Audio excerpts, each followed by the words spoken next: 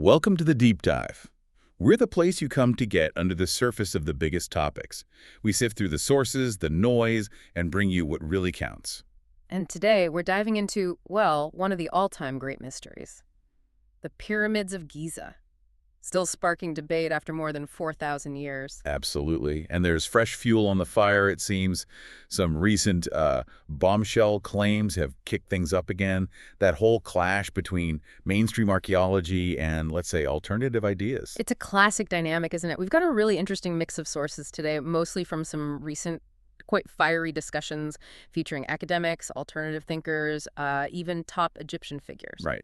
So our mission, as always, is to cut through it all. We'll look at the new stuff, the old theories, the establishment view, and basically try to pull out the key insights for you. And it's not just what they're claiming, but why the debate gets so intense. That tells you a lot about how we sort of grapple with the past and how knowledge gets built or challenged. For sure. The passion on all sides is incredible. Shows how much these ancient stones still mean to us. So yeah, who built them? How? Why? Let's get into it. It's definitely a perfect example of how understanding evolves, often, quite contentiously, especially with mysteries this old. Okay, let's kick off with that first big flashpoint you mentioned, this recent controversy. The Italian researchers. Ah, yes, that definitely made waves. They claimed basically evidence of a huge hidden city under one of the pyramids. And not just any city. We're talking, what, 4,000-foot structures? Yeah. And supposedly built tens of thousands of years ago. Yeah. Way before anything we currently recognize as civilization. Exactly. I mean, talk about a radical claim. Understandably, it got huge interest, especially from folks who already lean towards ideas of lost ancient civilizations. The media jumped all over it. But the mainstream reaction was less enthusiastic. To put it mildly. Yeah, mainstream academics pretty much dismissed it out of hand, called it crazy talk, pseudoscience, an immediate, very sharp divide. Wow. So instant polarization. That right there is fascinating. A big claim hits, public interest explodes. And the scientific establishment pushes back hard, especially when it challenges core timelines so drastically. Yeah. It really sets the stage for the whole debate. Okay, so let's unpack why the pushback was so strong. What were the main criticisms? Well, Dr. Flint Dibble, an archaeologist, was particularly scathing. He basically called it total nonsense. For words. Yeah. His main point was the technology they used. He argued it's unproven, never been properly presented or tested. So a methodology issue right off the bat. Exactly. He said it follows the classic pseudoscience playbook, make grand claims directly to the public without engaging with the existing evidence or standard scientific checks. And there is a lot of existing evidence, isn't there, from Giza? Oh, absolutely. Decades, over a century, really, of research. Ground-penetrating radar, you mentioned, that uses radio waves. Muon studies, too, tracking cosmic rays to map density. Right, they've used that to find voids inside the pyramids before. Precisely. Plus other things like electrical resistance tomography, drilling, seismic studies. The plateau has been studied intensely. And then there was the water table issue. That seemed pretty crucial. Yes, and interestingly, both Dibble and Jimmy Corsetti, who often explores alternative theories, flagged this one. What was the specific point? The water table at Giza is apparently dozens of meters deep. So any structure at the depth these researchers were claiming, it would have been underwater for, well, potentially millennia. And the researchers didn't address that. Corsetti found it particularly odd. It was just left out.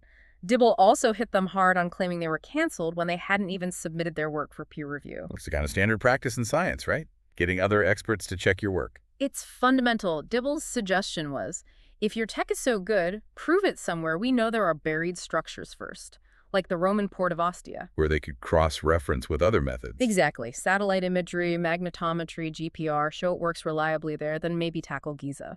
Now, Jimmy Corsetti. He's often looking into these mysteries, but he was skeptical here too. He was. He agreed on the water table point, definitely, but he also felt the claims were massively exaggerated.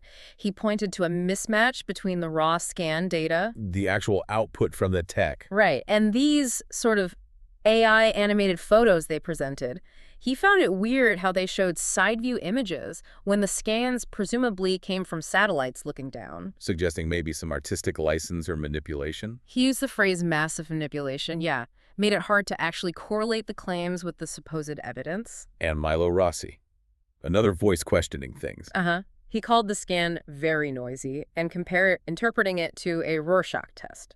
You see what you want to see, perhaps. That's a good analogy. He was also worried about how quickly some mainstream news outlets seemed to be repeating the claims without much critical checking. Again, the lack of peer review was a big concern for him. Okay, so a lot of skepticism about the methods, the data, the lack of peer review. But Dan Richards offered a slightly different take, a bit more nuanced. A little, yeah. He agreed it had been sensationalized, maybe like those stories of underwater pyramids off Cuba. But he also made a fair point. Most of us, including the panel discussing it, don't actually know how to read these specific scans. Like trying to read sheet music without musical training. That was his analogy, exactly. He felt the outright dismissal might be a little bit heavy. He noted the researchers did admit using novel software, probably AI, to model things. So, acknowledging the tech is new, maybe give it a little room. Sort of. And he brought up an interesting point about telemetry, the remote scanning. While it's often for shallow stuff, some scans did seem to penetrate the King's Chamber limestone pretty deep. Suggesting maybe, just maybe, the tech has advanced. That was his point. Maybe there's something going on here, even if the interpretation is way off for now. He also noted that while skipping peer review is a red flag, sometimes findings do get released early, maybe for funding reasons. Like he mentioned that Netflix special, Cave of Bones, coming out before the formal papers. Right, so a bit more cautious skepticism from him, perhaps? It's really telling, though, that even people usually open to fringe ideas were raising serious questions about this specific claim. Absolutely. It really underlines that even when you're challenging the norm, the how matters, the evidence, the method, they need to be solid, especially for claims this big. It's a good reminder for all of us, isn't it? When you hear something amazing, the next question should probably be, okay, how do they know that? Precisely. It's about critical thinking, looking past the headline. The process of validation is there for a reason. Which brings us nicely to that bigger divide, that tension between mainstream and alternative approaches. Milo Rossi had a specific take on pseudoscience, didn't he? He did. He defined it largely as people with maybe less direct experience in a field speaking over those who've dedicated careers to it. Sort of claiming breakthroughs that ignore or dismiss the established consensus. Yeah, that was the gist. And he pushed back against the idea that the scientific community is some, monolithic entity with a single agenda. He stressed it's diverse, full of debate internally. That's an important point. Science isn't one voice. But it does have established methods for, testing ideas. Yeah. And the tension arises when claims seem to bypass those methods. But Dan Richards had a counter to that, didn't he? Defending the role of amateur researchers or enthusiasts. Maybe he did push back, yeah. He argued that expertise varies. He even claimed, perhaps a bit boldly, that he'd studied the pyramids more than Milo or Flint Dibble combined. Okay, and his point was? That these impassioned amateurs are actually a huge audience for archaeology, but they feel alienated by the mainstream sometimes. And he used the Baghdad battery as an example. Right. He said archaeologists admit it could make electricity, but claimed there were lots of debunkers saying it couldn't, even though experiments showed it could work. Suggesting amateurs sometimes get things right when experts are dismissive. That seemed to be his implication. Though it's worth getting Milo Rossi's follow-up on that specific example. Oh, what does he say? Milo clarified that he had initially debunked it, but then an archaeologist contacted him with more detailed evidence. So he changed his view. Yes. He issued a retraction and elaborated. He acknowledged there is some archaeological evidence suggesting it could have been used for something like electroplating, or maybe ceremonially. Ah, so that actually shows the scientific process working. Right. Yeah. New evidence leads to revised understanding. Exactly. It demonstrates that open-mindedness, when it's linked to actual evidence and rigorous checking, is part of science. It's not about just accepting any claim, but being willing to reassess based on solid information. That's a great clarification. It highlights the difference between just asserting something and engaging with the evidence as it evolves. Precisely. It's about that balance. Critical inquiry, yes, but grounded in robust methods and evidence. Okay, moving from specific claims and methods to someone who weaves together a much grander narrative. Graham Hancock. He's huge, right? Big following. Oh, massive. Joe Rogan, Keanu Reeves, lots of high-profile fans.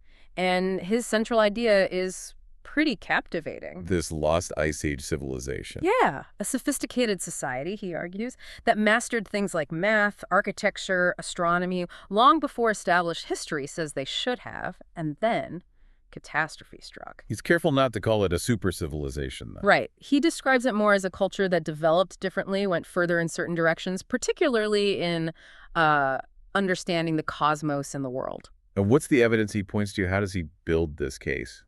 Well, a big part is what he sees as a consistent pattern of global myths, stories of a worldwide cataclysm, often a flood. Like Noah's Ark, but versions everywhere. Essentially, he talks about 7 sages who survived this cataclysm and brought wisdom to the post-flood world, appearing in traditions from India and Mesopotamia to Easter Island and South America. Interesting. And applying this to Giza. Well, first, he strongly argues the Great Pyramid wasn't a tomb.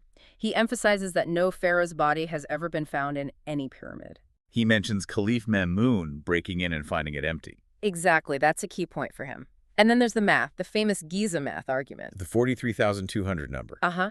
He points out that if you take the pyramid's original height, about 481 feet, and multiply by 43,200, you get something very close to the Earth's polar radius. And the base perimeter does the same for the equatorial circumference. That's the claim, yes.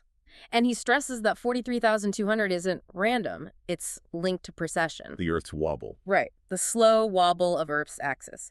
It shifts 1 degree every 72 years, and 72 times 600 is 43,200. He calls 43,200 a precessional number. And he finds 72 elsewhere, too, in myths. Yeah, like the myth of Osiris having 72 conspirators involved in his murder. He sees these numbers encoded, plus the sheer precision of the pyramid. How accurately it's aligned to true north. Incredibly accurate, within 360ths of a single degree, he says. He calls it a work of genius that seems beyond the known capabilities of the time. What about moving the stones? He touches on levitation. He mentions it, yeah, but he's usually quick to clarify it was more an off-the-cuff remark, based on some ancient texts mentioning chanting, not a core theory. So more highlighting the problem of moving massive blocks. Exactly. How did they get 70-ton granite blocks hundreds of feet up? He finds the standard ramp theories totally unconvincing for stones that heavy. The how remains a deep mystery for him. And Atlantis fits into this somehow, through Egyptian texts. He connects Plato's Atlantis story, which Plato himself said came from Egyptian priests, to other flood myths. He points to texts at the Temple of Edfu. The ones describing a destroyed homeland. Yes, of primeval ones and these 7 sages who then established sacred mounds after the destruction. He cites recent translations that seem to support this link to a lost ancestral homeland. It's a compelling, almost cinematic narrative he builds. How does he handle the critics? Because he certainly has them. He seems to wear criticism, especially from places like The Guardian, calling his Netflix show dangerous, as almost a badge of honor. Validation, in a way. And the accusations of, say, racism that came up. That stemmed from an open letter by the Society for American Archaeology. He strongly refutes it. He says he's just reporting indigenous American myths that do mention bearded, white-skinned people arriving in the past. And he thinks archaeologists calling those Spanish inventions are the ones being dismissive or even racist. That's his counter-argument, yes. He feels they're ignoring the indigenous accounts. As for the lack of hard physical evidence, geological, genetic, for his lost civilization. Yeah, where are the ruins? His response is that small groups, like these sages, wouldn't leave a huge footprint, and he points to vast unexplored areas, like under the Sahara sands or deep in the Amazon, where sophisticated cultures are only now being discovered. Like those recent Amazonian finds. Exactly. His main plea seems to be for archaeologists to actually engage with the substance of his arguments, rather than just dismissing him or resorting to personal attacks. It's fascinating how he pulls threads from mythology, mathematics, geology, ancient texts, creating this alternative tapestry of the past. You can see why it resonates with so many people. Absolutely. It speaks to that desire for a grander, perhaps more mysterious human story. It challenges conventional timelines and asks provocative questions, tapping into a sense of lost wisdom or potential. It really forces you to think about how narratives about the past are constructed. Okay, so from the alternative narrative of Hancock, let's pivot to the voice of the Egyptian archaeological establishment, Dr. Zahi Hawass. Very prominent figure. Hugely prominent. Former head of antiquities, chief inspector at Giza. His book is often seen as the definitive mainstream account. Though, yes, some critics see him as a bit of a gatekeeper. He had some thoughts on appearing on Joe Rogan's show, didn't he? Yeah, he felt Rogan hadn't really engaged with the published research from Egyptologists. Didn't do his homework, basically. Now, Hawass has a strong stance on who built the pyramids. No slaves? That's his position, based on his team's excavations. They found tombs for workers near the pyramids, seemingly well cared for, buried with provisions. He argues these were skilled artisans, maybe around 10,000 of them, not the hundreds of thousands of slaves depicted in older theories or movies. But Dan Richards pushed back on that interpretation. He did. He made the point that, workers get different kinds of food. Fast food versus steak doesn't tell you if they're enslaved. And finding graves near the site only proves they worked for Khufu, not necessarily that they weren't slaves or that those specific workers built the pyramids. He found the no slaves at all idea ludicrous. Interesting counter. What about the hidden chambers found by the Scan Pyramids project? There was some back and forth on that, too. Yes, Jimmy Corsetti really pressed Hawass on this. Why? After finding a void back in 2016 or 2017, haven't they just drilled a tiny hole and put a camera in? Especially given all the mystery. He even asked if it had been done secretly. He did. Hawass was quite firm in his response. He said the Scan Pyramids team is still working, but they're using newer, non-invasive methods, now ultrasound, advanced radar. So no need to drill anymore. That was his claim. He insisted nothing is being done in secret, everything is announced publicly. But crucially, he confirmed they have not physically gone into that void yet. But they plan to. He said, this year it will happen before the end of 2025. He basically urged patience, saying these things require careful study. Okay. And the pyramid math, the 43,200 number Hancock brings up, how did Hawass respond to that? He was somewhat non-committal, said he wasn't objecting any theory, but needed to study it himself. Didn't dismiss it outright, but didn't engage deeply either. What about moving the giant stones? Corsetti challenged him on that too, right? Comparing a 60-ton statue being moved to, like, a 1,000-ton one. Right.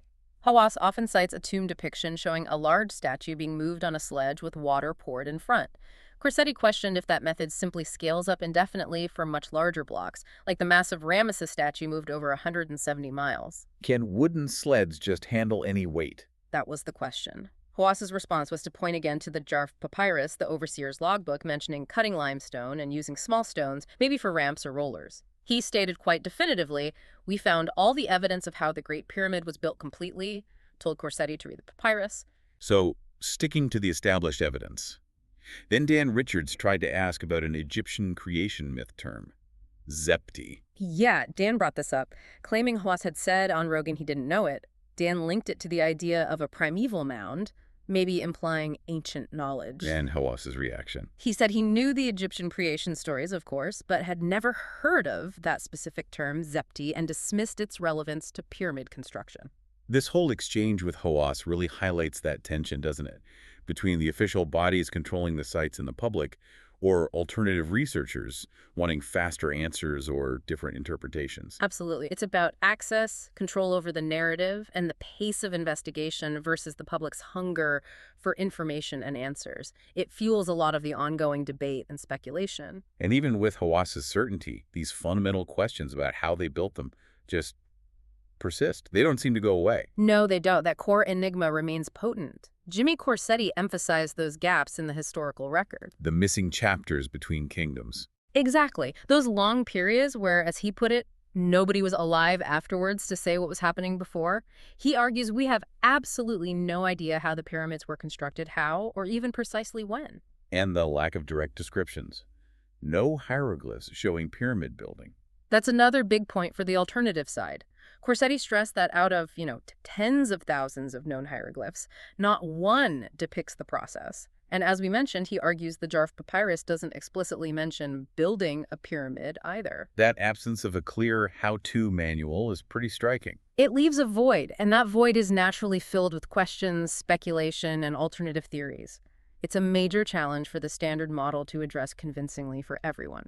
Then there's the sheer accuracy, the squaring of the base. Dan Richards, with his construction background, seemed genuinely baffled by that. He really hammered that point.